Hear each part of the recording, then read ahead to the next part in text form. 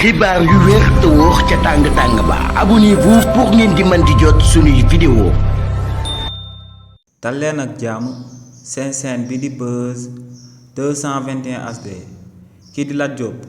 de ko personnalité politique bu kenn dootu présenté ci réew mi di Sénégal de ancien directeur général bu LONASE kookee ginnaaw bañ ko tegee loxo le 26 septembre 2024 mu daal di tëdd ci kaso bi lu tolloog at ak weer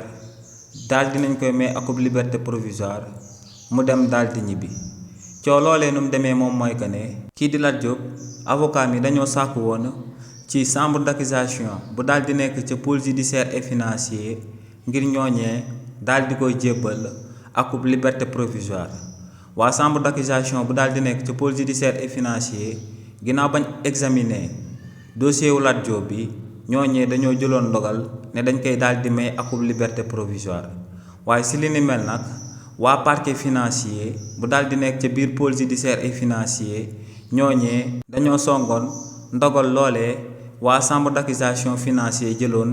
daal di may kii di Lat Diop akub liberté provisoire te ñoo ngi songoon ndogal loolee biir cour suprême démb nag